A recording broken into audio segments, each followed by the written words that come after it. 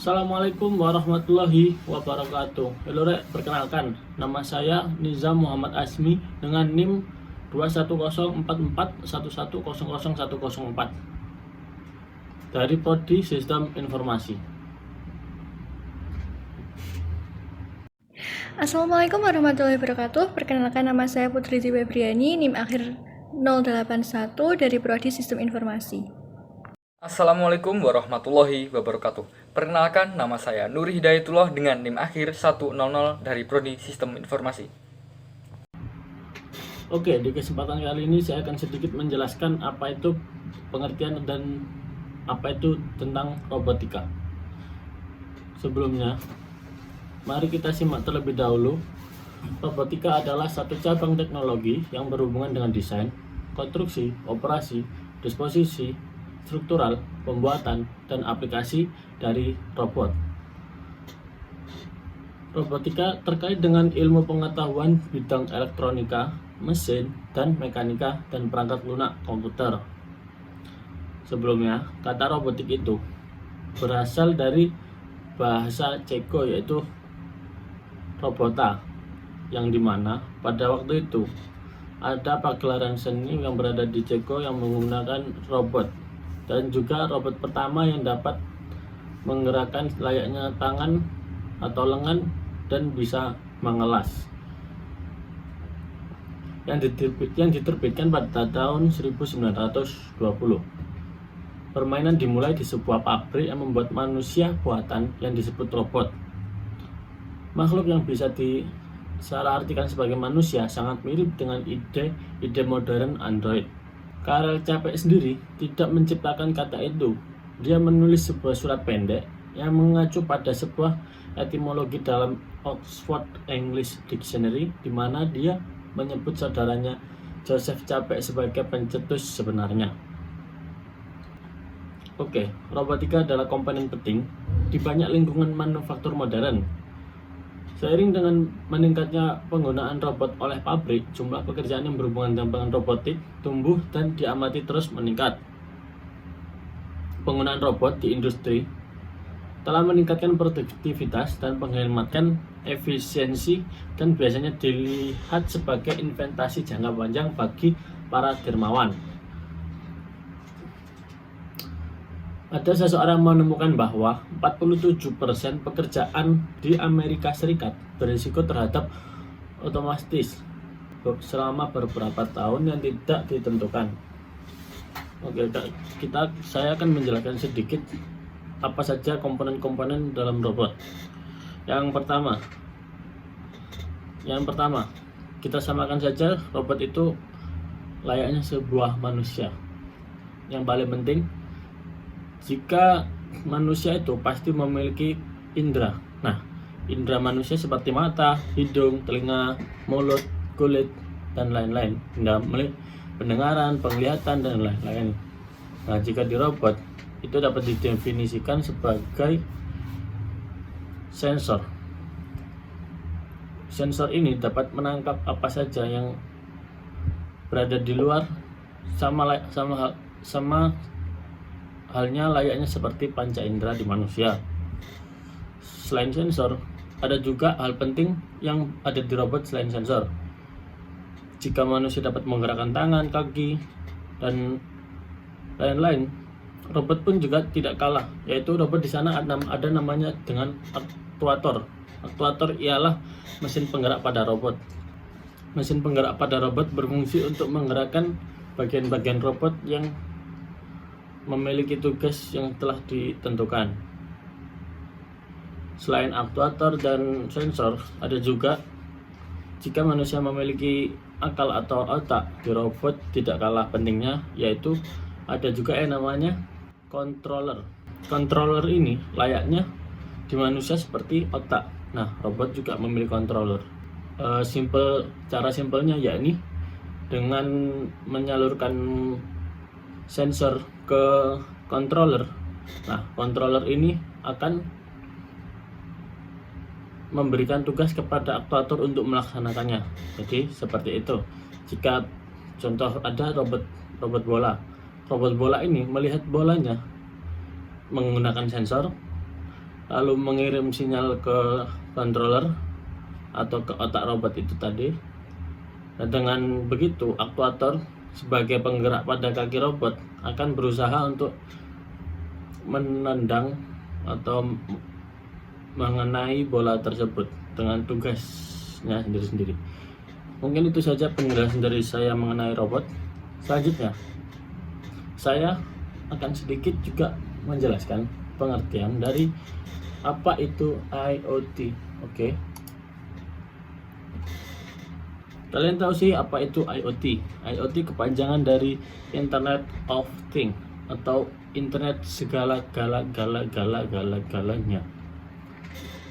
Teknologi merupakan sebuah terobosan yang baru yang telah diciptakan oleh manusia dari beberapa generasi ke generasi, sehingga setiap saat mengalami banyak perubahan dan menemukan hal yang baru. Di saat itulah akses jaringan dan sumber daya berbasis nirkabel juga berkembang dan banyak menggantikan pengguna jaringan kabel saat ini. Internet of Things adalah salah satu penemuan terbaru yang dikembangkan karena memiliki kelebihan dari segi fungsional dan mendukung kinerja tanpa menggunakan bantuan kabel dan berbasis wireless. Oke, apa sih Internet of Things itu?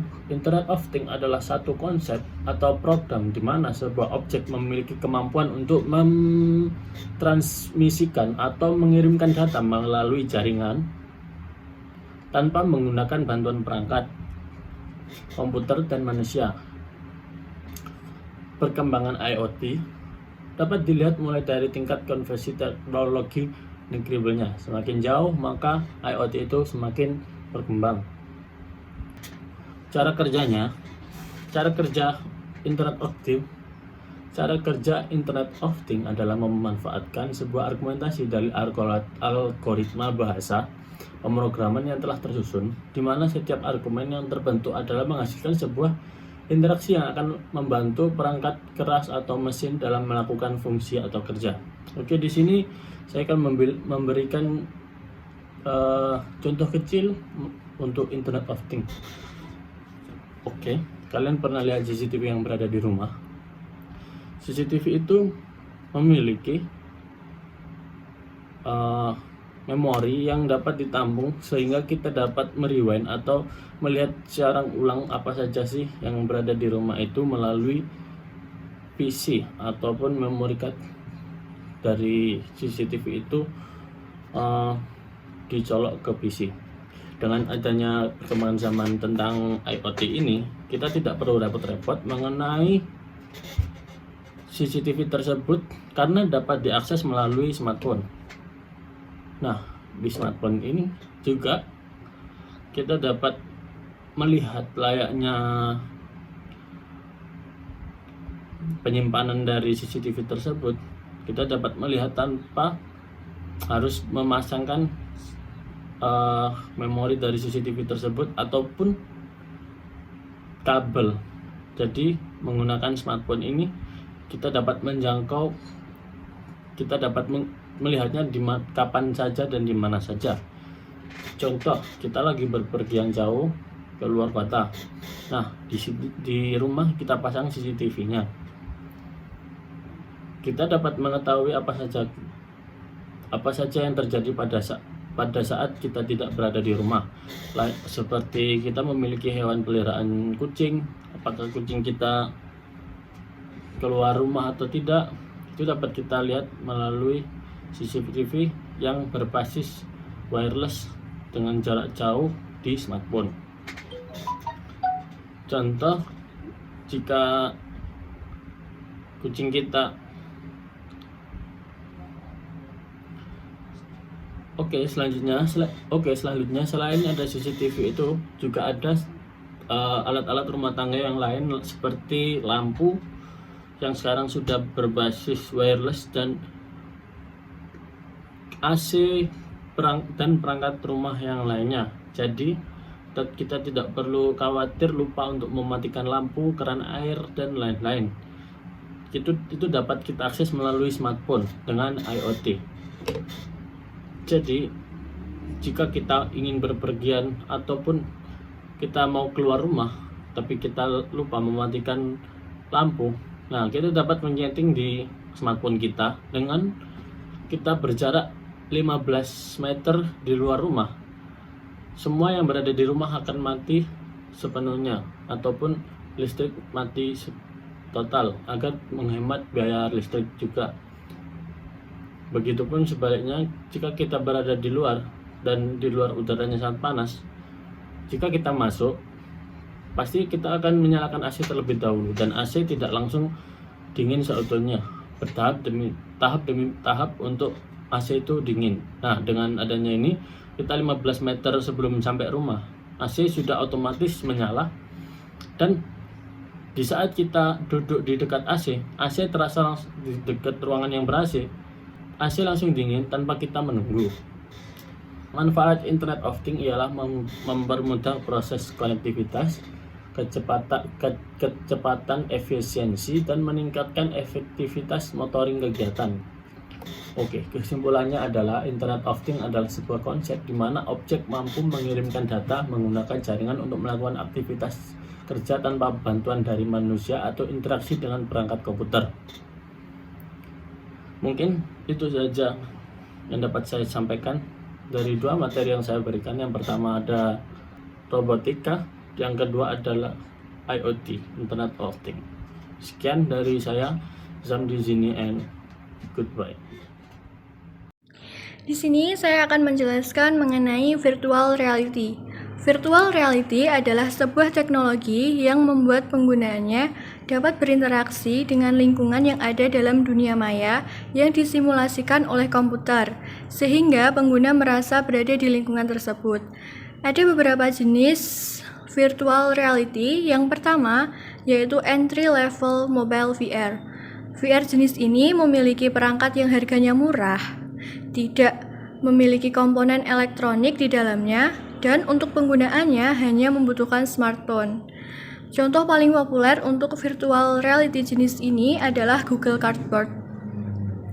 Jenis yang kedua yaitu mobile virtual reality, menggunakan smartphone sebagai processing source-nya, dilengkapi dengan komponen elektronik di dalamnya seperti tracking sensor, built-in control, dan focus adjustment yang menambah keseruan ketika bermain game, sehingga VR jenis ini harganya lebih mahal dibandingkan VR jenis entry level mobile VR. Contoh VR jenis mobile virtual reality yaitu Samsung Gear VR. Jenis yang ketiga yaitu high level virtual reality, menggunakan komputer sebagai processing source. Harganya lebih mahal, bisa mencapai jutaan rupiah, tetapi sensasi yang diberikan ketika menggunakan virtual reality ini sangat mengagumkan. Contoh VR jenis ini adalah HTC Vive. Kemudian jenis yang terakhir yaitu virtual mobile theater. Biasanya digunakan untuk menonton film. Komputer atau smartphone adalah processing source-nya. Menggunakan VR jenis ini merasakan sensasi teater sungguhan. Contoh perangkat VR ini adalah Sony HMC T1. Cara kerja virtual reality. Untuk memberikan kesan yang benar-benar nyata, dibutuhkan beberapa perangkat pendukung, yaitu VR. Yang pertama, VR Box, digunakan untuk menghubungkan pikiran pengguna untuk lebih dekat dengan komputer. Yang kedua, controller, berfungsi untuk menangkap semua gerakan tangan dan mengirimkan informasi tersebut ke dalam sistem virtual reality. Yang ketiga, walker, berfungsi untuk menangkap semua gerakan kaki dan mengirimkan informasi tersebut ke dalam sistem virtual reality. Yang keempat, headset, memberikan kesan efek suara yang jernih dan jelas sehingga pengguna mendapatkan suasana yang nyata. Manfaat VR dalam pembelajaran. Yang pertama, merasakan sensasi seperti di lingkungan nyata. Yang kedua, memvisualisasikan materi. Yang ketiga, lebih menarik dan menyenangkan. Yang keempat, meningkatkan minat dan motivasi. Yang kelima, membantu praktikum.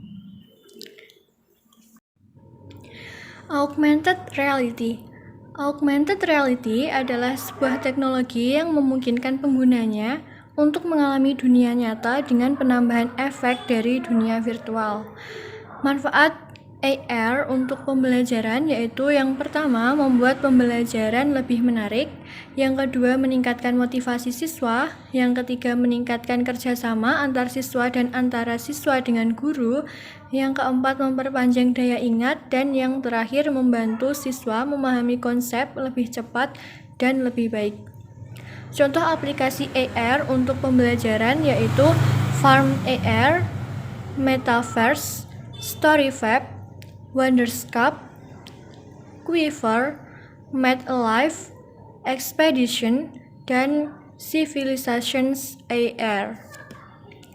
Teknologi AR dapat menyisipkan suatu informasi tertentu ke dalam dunia maya dengan bantuan perlengkapan seperti webcam, komputer, HP Android, maupun kacamata khusus.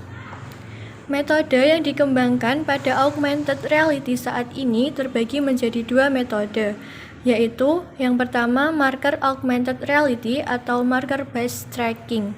Marker biasanya merupakan ilustrasi hitam dan putih persegi dan dengan batas hitam tebal dan latar belakang putih. Komputer akan mengenali posisi dan orientasi marker dan menciptakan dunia virtual 3D yaitu titik 0,0,0 dan 3 sumbu yaitu X, Y, dan Z. Metode yang kedua, markerless augmented reality. Dengan metode ini, pengguna tidak perlu lagi menggunakan sebuah marker untuk menampilkan elemen-elemen digital. Dengan tool yang disediakan Qualcomm untuk pengembangan augmented reality berbasis mobile device, mempermudah pengembang untuk membuat aplikasi yang markerless. Pokemon Go adalah salah satu contoh visualisasi augmented reality dalam bentuk games, di mana beberapa tahun terakhir ini telah menjadi trending permainan di seluruh dunia. Pokemon Go menggunakan teknologi GPS untuk melacak pergerakan pemain serta teknologi augmented reality atau AR untuk menampilkan Pokemon di layar saat menggunakan kamera. Augmented reality sangat berbeda dengan virtual reality. Perbedaannya, yang pertama adalah device yang digunakan.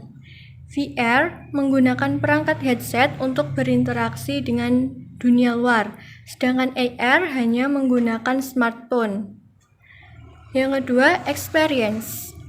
VR benar-benar dirancang dengan visual yang terpisah dari dunia nyata. AR tidak menggantikan lingkungan nyata ke virtual, tetapi hanya menambah konten virtual. Kemudian yang ketiga, media. VR biasanya menggunakan komputer, sedangkan AR hanya menggunakan smartphone. Yang terakhir, reality. Sebuah objek 3D dan environment dalam VR dibuat tanpa dipengaruhi oleh objek sekitar, sedangkan AR digabungkan dalam lingkungan nyata. Dunia AR terjadi secara langsung terhadap dunia nyata. Drone. Drone adalah pesawat terbang tanpa awak yang sangat kecil. Ini merupakan bentuk pesawat terbang atau helikopter berukuran kecil yang dapat dilepaskan awal atau autopilot. Untuk menggunakannya, drone mempunyai remote control untuk mengarahkan saat terbang di udara. Sejarah drone. Awal mula teknologi ini sudah diciptakan lebih dahulu, muncul pada abad ke-19, tepatnya sebelum Perang Dunia Pertama. Pertama kali diciptakan pada tanggal 22 Agustus 1859 dengan penyesuaian teknologi pada zaman itu semakin besar, maka Indonesia juga menggunakannya. Di Indonesia, biasanya digunakan untuk pengambilan foto, video, dan kegiatan jurnalistik. Keuntungan menggunakan teknologi ini bagi jurnalis adalah tidak membahayakan jiwa jurnalis ketika harus mengambil foto di lokasi yang berbahaya. Di Indonesia, Teknologi ini mulai masuk pada tahun 2000-an. Namun, perkembangannya di Indonesia kurang bagus karena dilakukan monopoli oleh suatu badan atau organisasi. Semakin lama, terbentuklah asosiasi yang terdiri dari berbagai badan profesional untuk mengembangkan fungsi dari pesawat tanpa awak tersebut seperti ABDI, LAPAN, dan BPPT. Yang ketiga yaitu fungsi dan kegunaan drone. Fungsi dan kegunaan drone yang pertama yaitu untuk militer. Dalam dunia militer, benda ini tidaklah asing lagi, biasanya berfungsi untuk mengawasi zona musuh dan melakukan penyerangan agar tidak membahayakan nyawa anggota militer. Dan jenis-jenis yang bisa digunakan untuk militer ini adalah jenis UAV, Predator, dan Reaper. Yang kedua yaitu berfungsi untuk di bidang industri dan pertanian. Penggunaan dalam industri pertanian tidaklah kalah penting, yaitu untuk penanaman benih, penyemprotan pupuk pada tanaman, pemetaan dan survei tanaman. Selain itu, pesawat tanpa awak ini juga dapat melihat potensi suatu lahan. Yang terakhir, fungsinya yaitu untuk fotografer profesional. Dalam dunia fotografer profesional, keberadaan drone sangat membantu kualitas gambar yang ditangkap. Dengan menggunakan teknologi ini akan lebih luas dan akan memberikan kesan foto yang out of the box. Tidak hanya itu, fungsinya drone ini adalah untuk memotret pemandangan, tapi juga bisa digunakan untuk memotret sebuah kota dengan bagus. Yang terakhir yaitu jenis-jenis drone yang populer sekarang ini. Yang pertama yaitu DJI Phantom Drone. Drone ini termasuk dari salah satu jenis drone yang sangat terkenal. Drone ini dilengkapi dengan fitur yang canggih karena kemampuannya yang terbilang sangat baik. Harga DJI Phantom Drone ini termasuk mahal di Indonesia. Salah satu kelebihan yang ada yaitu fasilitas GPS yang sudah tertanam di dalamnya, sehingga kita tidak perlu khawatir saat kita menerbangkan terlalu tinggi ataupun jauh. Karena ada fitur GPS yang selalu ada di dalam drone ini, akan dapat memudahkan untuk melacak keberadaannya. Yang kedua yaitu Parrot Eagle. Untuk drone yang satu ini memiliki bentuk yang sangat unik. Yang menarik dari drone ini yaitu banyaknya media kontrol yang dapat digunakan dari remote untuk mengendalikan drone ini. Beberapa media yang dapat digunakan untuk mengontrol drone ini yaitu tablet, smartphone, remote control, kontrol dengan menggunakan kacamata dan juga gelang. Hal ini mempermudah pengguna untuk menggunakan drone ini. Dan drone ini juga memiliki kemampuan return home. Yang terakhir ada Nine Eagle. Nine Eagle ini merupakan suatu drone yang termasuk drone dengan harga yang terjangkau, bahkan relatif murah untuk kalangan kita lah. Untuk kalian para pemula yang ingin mencoba menggunakan drone ini menjadi drone yang recommended dengan fitur yang sangat lengkap dan bersahabat dengan kantong kalian. Drone ini sangat cocok untuk mengenal dan mempelajari fotografi dengan drone. Jaringan 5G. Apa sih jaringan 5G itu? Perkembangan zaman yang semakin pesat langsung berimbas pula terhadap dunia teknologi. Sebagai salah satu pilar utama dalam aktivitas sehari-hari, teknologi juga ikut berkembang demi memudahkan hidup bagi yang menggunakannya dengan baik dan tepat. Salah satu sektor teknologi yang terkena dampak positif dari inovasi para pelaku di dalamnya adalah sektor telekomunikasi. Di Indonesia sendiri, terasa perkembangan telekomunikasi yang semakin hari memudahkan para penggunanya. Dulu, semua hanya mengenal telepon umum dan juga telepon yang ada di rumah. Selanjutnya, ketika telepon umum, bisnis wartel mulai menjamur demi memudahkan orang-orang yang membutuhkan telekomunikasi. Lalu, muncullah teknologi yang dinamakan handphone. Dari yang diawali dengan harga yang sangat mahal, handphone bisa dijangkau oleh semua orang hanya dengan ratusan ribu saja. Kemudian muncullah teknologi 3G yang sangat digemborkan karena memiliki banyak kemudahan, khususnya dalam kecepatan internet serta fitur video call. Berlanjut ke teknologi 3.5G hingga 5G. Akhirnya pada tahun lalu muncullah teknologi yang terbaru yaitu yang sedang saya bicarakan ini yaitu 5G. Apa sih 5G itu? Apa saja kelebihan jaringan 5G itu? Berikut akan saya jelaskan secara singkat. Perkembangan jaringan 5G. Teknologi jaringan 5G adalah salah satu bukti dari inovasi yang terus dilakukan. Tanpa ada rasa bosan sekaligus rasa cukup, teknologi telekomunikasi terus dikembangkan. Pada akhirnya muncullah jaringan 5G. Walau sebenarnya jaringan 5G sendiri masih memadai untuk saat ini. Kemajuan pesat teknologi membuat semuanya tidak hanya diam di tempat. Dalam teknologi 5G, sistem kerja yang dipakai pun tetap seperti biasa.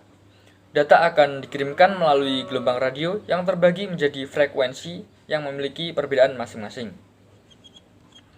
Perbedaan ini dibagi sesuai dengan tipe komunikasi yang dibutuhkan. Contohnya seperti sinyal navigasi maritim, siaran televisi, dan yang terakhir sekaligus yang sangat berguna dalam telekomunikasi, yaitu mobile data. Bagaimana sih cara kerja teknologi 5G itu? Teknologi 5G akan memperkenalkan kemajuan di seluruh arsitektur jaringan radio baru 5G, standar global untuk antarmuka udara nirkabel 5G yang lebih mampu. Akan mencakup spektrum yang tidak digunakan dalam 5G. Antena baru akan menggabungkan teknologi yang dikenal sebagai MIMO pasif, dalam kurung beberapa masukan banyak keluaran, yang memungkinkan banyak pemancar dan penerima untuk mentransfer lebih banyak pada saat yang bersamaan. Namun, teknologi 5G tidak terbatas pada spektrum radio baru. Ini dirancang untuk mendukung jaringan heterogen yang terkonvergensi yang menggabungkan teknologi nirkabel berlisensi dan tidak berlisensi. Ini akan menambah bandwidth yang tersedia untuk pengguna. Walau sudah ada teknologi 3G dan 5G, semua gelombang radio itu akan dioptimalkan sesuai dengan teknologi yang digunakan. Tentu saja, ketika berbicara mengenai 5G, maka semuanya akan menjadi lebih cepat.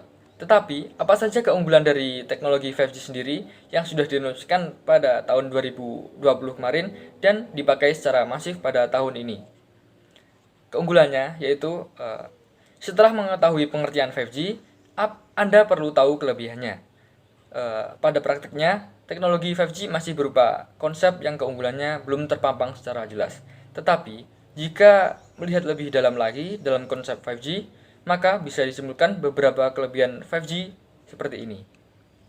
Yang pertama, yaitu memiliki kecepatan data yang lebih tinggi dibandingkan dengan 5G, sehingga membuat penggunanya akan lebih nyaman serta lebih efisien setelah memakainya. Yang kedua yaitu memiliki kecepatan 1 mili per detik untuk transfer data dari telepon ke telepon lainnya. Yang ketiga ataupun yang terakhir yaitu teknologi jaringan 5G memberikan kelebihan yang sulit disamakan dengan teknologi yang lain, yaitu bisa terkoneksi dengan alat lainnya seperti peralatan rumah tangga, telepon, ataupun mobil. Dengan melihat 3 keunggulan 5G di atas, terlihat jelas bagaimana kecepatan 5G yang sudah terhitung cepat pada saat ini bisa dikalahkan dengan mudah dengan kecepatan 5G. Bahkan menurut prediksi, kecepatan yang dimiliki jaringan 5G bisa mencapai 800 GB per second loh. Dan kini jaringan 5G sudah berhasil masuk ke Indonesia dan bisa digunakan oleh masyarakat. Masyarakat semakin melek terhadap teknologi dengan bantuan dari pemerintah juga. Sekian dari saya, ada kurang lebihnya mohon maaf. Wassalamualaikum warahmatullahi wabarakatuh.